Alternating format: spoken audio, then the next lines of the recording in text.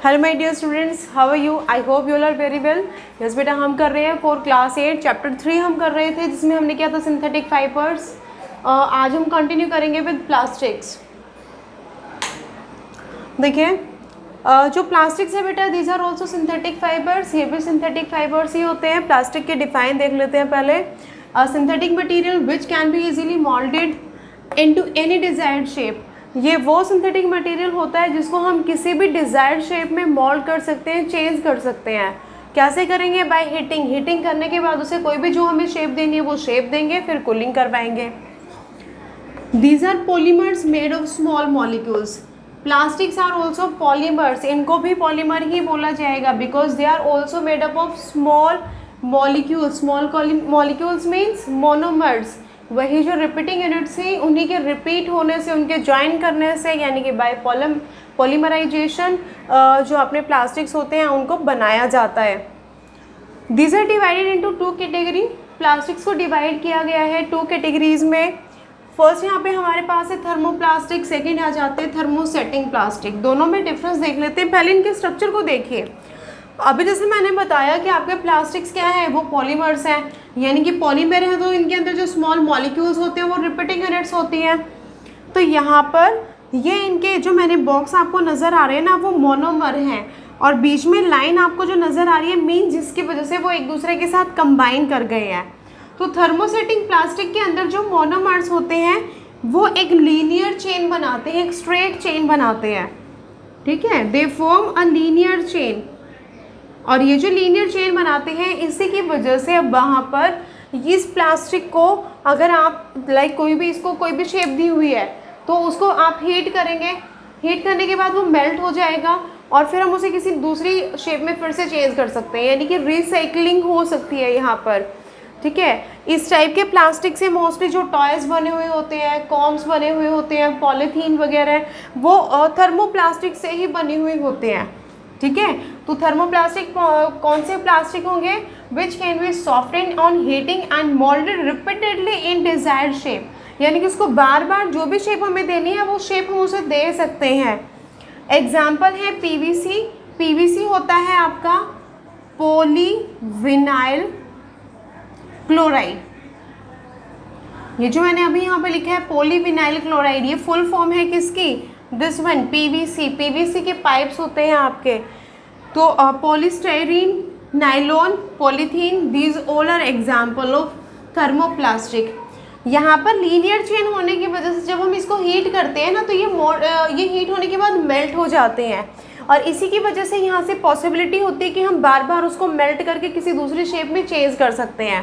लेकिन दूसरी तरफ अगर बात की जाए यहाँ पर थर्मोसेटिंग प्लास्टिक्स की, ये जो प्लास्टिक्स होते हैं they can't be soften on moulded again and again if once moulded in a shape. जो थर्मोसेटिंग प्लास्टिक्स होते हैं ना, इनको जो एक बार शेप दे दी गई है उसके बाद दोबारा से ही अपने शेप में चेंज नहीं लेके आएंगे ड्यूरिंग हीटिंग, जब हम उनको हीट कराएंगे तो, ठीक है। इसमें जो एग्जाम्पल है तो बेकेलाइट हो जाएगा, मेलामाइन फॉर्मेल्डिहाइड। बेकेलाइट का एग्जाम्पल जो आपके स्विचेस होते हैं, स्विच होते हैं, सॉकेट्स होते हैं, those all are made up of bakelite. वो बेकेलाइट की बनी हुई होती है, ठीक है। सेम प्लास्टिक क्या है? पॉलीमर है, तो इट मीन्स इनके जो मोनोमर जो एक दूसरे के साथ कंबाइन कर रहे हैं। तो यहाँ पर ये जो बॉक्स रिप्रेजेंट कर रहे हैं मोनोमर्स को, लेकिन देखिए यहाँ पे मोनोमर है ना, वो इस तरीके से क्रॉस लिंक बना करके रखते हैं, यानी कि एक मोनोमर चारों तरफ से, अब ये जो आपको यहाँ नज़र आ रहा है इट मीन्स यहाँ एक और मोनोमर कनेक्ट हो जाएगा, इधर एक और कनेक्ट हो जाएगा, यानी कि एक मोनोमर चारों तरफ से घिरा हुआ होता है, क्रॉस लिंक बनाते हैं ये, ठीक है। यहाँ पर थर्मोसेटिंग प्लास्टिक्स के अंदर जो मोनोमर्स होते हैं दे फॉर्म क्रॉस लिंक्ड, और क्रॉस लिंक्ड होने की वजह से मोनोमर्स एक दूसरे के साथ टाइटली पैक्ड हैं, और इसी की वजह से हीट करने से ये सॉफ्टन नहीं होते और इनको दोबारा से हम मोल्ड नहीं कर सकते, ठीक है। तो ये है यहाँ पे difference between thermoplastic and thermosetting plastic. If you want to write this point then you can write in your notebook. इसके बाद हम डिस्कस करेंगे different type of plastics and their uses.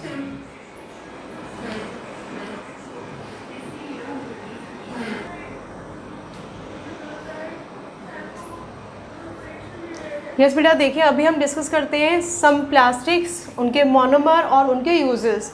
देखिए प्लास्टिक फर्स्ट यहाँ पे है पॉलीथीन या polyethylene. तो पॉलीथीन जो होता है उसके अंदर जो मोनोमर होगा वो होगा इथीन, जिसका जो फॉर्मूला होता है CH2CH2। देखो बाहर जो मैंने ये लाइन ये ड्रॉ करके रखी ना, डैश जो लगाया, इट मीन्स यहाँ पे फर्दर और CO2 ज्वाइन होते चले जाएंगे जो कंप्लीट एक चेन बनाएंगे। ठीक है, तो देखो यहाँ पे पॉलीमर और मोनोमर को पहचानना बहुत ईजी है। जिसके सामने पॉली है इट मीन्स वो सभी क्या है, वो हमारे पॉलीमर्स हैं। और यहाँ पे उनके पीछे जो पॉली के जस्ट बाद जो वर्ड लिखा हुआ है ना, इट मीन्स वही उनका मोनोमर है। तो पॉलीथीन में इथीन इनका मोनोमर होगा। तो जो पॉलीथीन एक जो प्लास्टिक है उसको यूज़ किया जाता है शीट्स बनाने के लिए, पैकेजिंग के लिए, यानी कि लाइक मिल्क है या वाटर है, इन सबको जब इनकी पैकिंग बनाई जाती है ना, तो वो जो मटेरियल होता है वो पॉलीथीन होता है। वाटर प्रूफिंग के लिए या पाइप्स बनाने के लिए पॉलीथीन को यूज़ किया जाता है। सेकेंड, पॉलीविनाइल क्लोराइड, जिसको हम PVC भी बोलते हैं। तो PVC यानी कि पॉली, इसके बाद जो लगा हुआ है यहाँ पे विनाइल क्लोराइड, तो विनाइल क्लोराइड हो जाएगा इनका मोनोमर। इनको यूज़ करते हैं for making raincoats, handbags, floor ceiling tiles बनाने के लिए भी इनको यूज़ किया जाता है। Next plastic polystyrene. पॉलीस्टाइरीन में जो स्टाइरीन है वो उसका मोनोमर होगा और इसे यूज़ करते हैं थर्मोकोल बनाने के लिए, टॉयज़ है या हॉट ड्रिंक कप्स बनाने के लिए और इंसुलेटिंग मटेरियल्स बनाने के लिए पॉलीस्टाइरीन को यूज़ किया जाता है। नेक्स्ट जो हमारे पास प्लास्टिक है एक्रिलिक और पर्सपेक्स। तो जो पर्सपेक्स है आप उसका मोनोमर भी उसे बोल सकते हैं। तो वैसे आप देखेंगे तो इसके अंदर जो मोनोमर होगा दैट इज़ एक्रिलेट, ठीक है, या मेथा एक्रिलेट, तो उसी को कंबाइन करके बनता है हमारे पास एक्रिलिक। और इसे यूज़ किया जाता है लेंस बनाने के लिए, एयरक्राफ्ट विंडोज, स्क्रूज बनाने के लिए एंड पेंट बनाने के लिए। ठीक है, नेक्स्ट कंडीशन है, नेक्स्ट जो टाइप है दैट इज टेफ्लॉन। टेफ्लॉन में देखिए इसके नेम से ही यहाँ पे है ना आपके पास मोनोमर नेम है टेट्रा फ्लोरोइथाइलिन। तो टेट्रा से वर्ड ले लिया गया है TE रिप्रेजेंट करता है टेट्रा को, फ्लो रिप्रेजेंट करेगा फ्लोरो, और N लिया गया है यहाँ पे इथाइलिन के लिए। ठीक है, तो इसमें जो मोनोमर है टेट्रा फ्लोरोइथाइलिन। और टेफ्लॉन जो होता है इसका जो बॉइलिंग पॉइंट जो होता है, मेल्टिंग पॉइंट वेरी हाई होता है। ठीक है, और इसे यूज़ किया जाता है नॉनस्टिक कुकवेयर्स बनाने के लिए और टेप्स बनाने के लिए टेफ्लॉन को यूज़ करते हैं। आपने देखा है ना कि आजकल किचन के अंदर नॉनस्टिक कुकवेयर्स होते हैं, जो कोटिंग आप देखते हैं उसमें कुछ ब्लैक कलर की, तो वो क्या होता है, वो टेफ्लॉन होता है। बेकेलाइट ये थर्मोसेटिंग प्लास्टिक मैंने पहले भी आपको बताया था, इसको बनाने के लिए यूज़ करते हैं phenol and formaldehyde. Phenol formaldehyde की रिएक्शन करवाते हैं, उनसे बनता है बेकेलाइट। और इसे यूज़ किया जाता है गियर व्हील्स बनाने के लिए, स्विचेस बनाने के लिए, प्लग्स, फैन बॉडीज़ बनाने के लिए, कुछ टॉयज़ बनाने के लिए भी। ठीक है, नेक्स्ट है यहाँ पे मेलामाइन। मेलामाइन को बनाने के लिए यूज़ किया जाता है फॉर्मेल्डिहाइड को। फॉर्मेल्डिहाइड से बनता है मेलामाइन, और इसे यूज़ कहाँ करते हैं, अनब्रेकेबल डिनर वेयर बनाने के लिए। इवन जो मेलामाइन होता है ना, ये भी हीट रेजिस्टेंट होता है।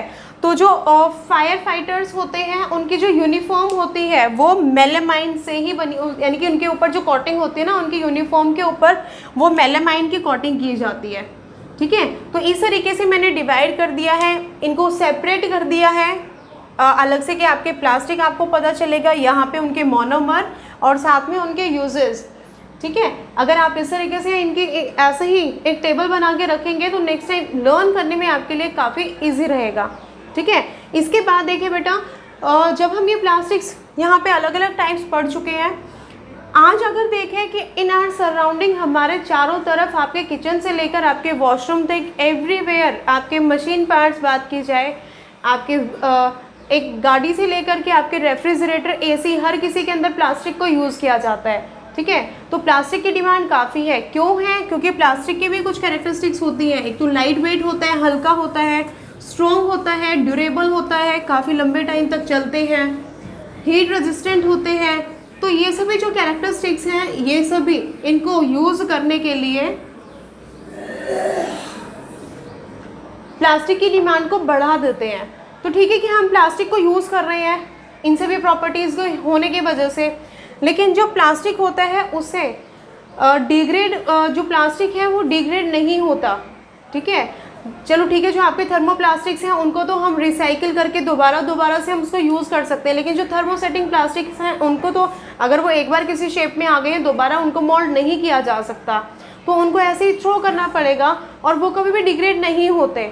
तो जो कॉज करते हैं आपके पोल्यूशन को, सॉइल पोल्यूशन वो कॉज करेंगे। आपके प्लास्टिक अगर फ्लोट करते हुए इधर उधर वाटर बॉडीज़ में जाते हैं तो आपके वाटर पोल्यूशन को भी कॉज करते हैं, ठीक है। तो देखिए जो वेस्ट है उनको जैसे कि आपको पता है कि वेस्ट को डिवाइड किया गया है 2 कैटेगरीज में। एक होती है आपके बायोडिग्रेडेबल वेस्ट और दूसरे होते हैं नॉन बायोडिग्रेडेबल वेस्ट।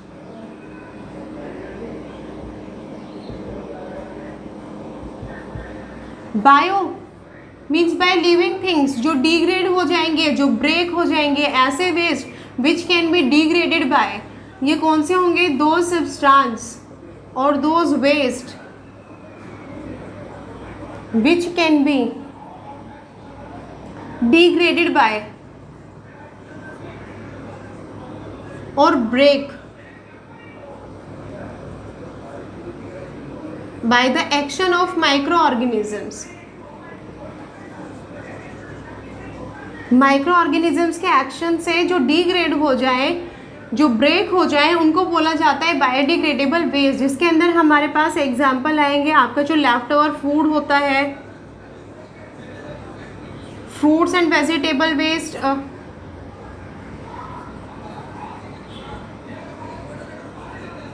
या इसमें आपके पास आ जाए एनिमल वेस्ट हो, ह्यूमन वेस्ट है, वो सभी किस में आएंगे? वो बायोडिग्रेडेबल वेस्ट में होंगे। लेकिन जो नॉन बायोडिग्रेडेबल है, जो नॉन मीन्स नहीं होंगे, विच कांट, शॉर्ट में लिखी हुई है आपके लिए, degraded by the action of micro organisms. तो इसमें जो एग्जाम्पल है वो हमारे पास प्लास्टिक्स, सिंथेटिक फाइबर्स, मेटल्स, तो ये सभी क्या होंगे? Non biodegradable waste. तो अब जब इनको डिग्रेड नहीं किया जा सकता लेकिन इनकी डिमांड ज़्यादा है तो हम इसमें कर क्या सकते हैं? तो इसको हम इस वेस्ट को मिनिमाइज करने के लिए कुछ पर्टिकुलर स्टेप्स हम इसमें उठा सकते हैं। वो किस तरीके से कि आप अवॉइड करें, कि आप कम से कम यूज़ में लेकर के आएँ एक तो प्लास्टिक को। सेकेंड थिंग, जो भी आपकी empty like cold drink bottles होती हैं उनको वाटर स्टोरेज के लिए, लाइक आप फ्रिज में कोल्ड वाटर स्टोर करने के लिए बॉटल्स परचेज करते हो, उसकी बजाय उन्हीं बॉटल्स को यूज़ करना। आप कोई भी ऐसे बॉक्स परचेज करते हो, यानी कि ऐसे कोई भी आपने पैक्ड फूड परचेज़ किया जो किसी प्लास्टिक जार में आपने परचेज़ किया था, तो वो जो जार्स हैं उनको थ्रो करने की बजाय उनको पल्सेस, शुगर वगैरह स्टोर करने के लिए हम यूज़ में ला सकते हैं। जो पॉली बैग्स होते हैं फ्रूट्स वेजिटेबल परचेज़ करने के लिए जब आप जाते हो तो आप अपने साथ क्लॉथ या जूट बैग आप यूज़ करें, जिससे कि आप पॉली बैग्स आप अपने पास ना लेकर के नहीं लेकर के आएंगे, ठीक है। अगर सिंगल पर्सन भी ये स्टेप उठाता है तो देखिए, अगर आप करेंगे ना डेली 5 to 6 पॉली बैग्स कम हो जाएंगे। अगर आप जूट बैग या आपका कॉटन कपड़े का बैग आप यूज़ करते हो, इस तरीके से शॉपिंग के लिए जब आप जाते हो तो वहाँ से क्या होगा कि कम पॉली बैग्स आप लेकर के आएंगे।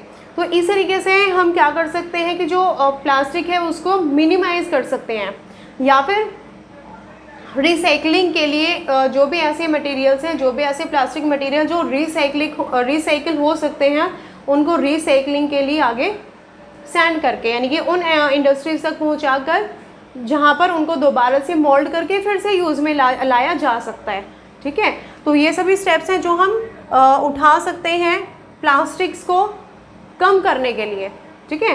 तो यहाँ इसी के साथ अपना चैप्टर होता है कंप्लीट। फिर मिलेंगे हम नेक्स्ट चैप्टर के साथ। तब तक आप पढ़ते रहिए, सीखते रहिए। आपके जो चैप्टर रीडिंग आप ज़रूर करेंगे, चैप्टर रीडिंग मस्ट है जब तक आप चैप्टर रीडिंग नहीं करेंगे, क्योंकि देखिए कुछ ऐसे पॉइंट्स होते हैं जो स्किप हो जाते हैं, तो वो आपको अपने बुक से ही मिलेंगे, ठीक है। Okay, bye and have a nice day.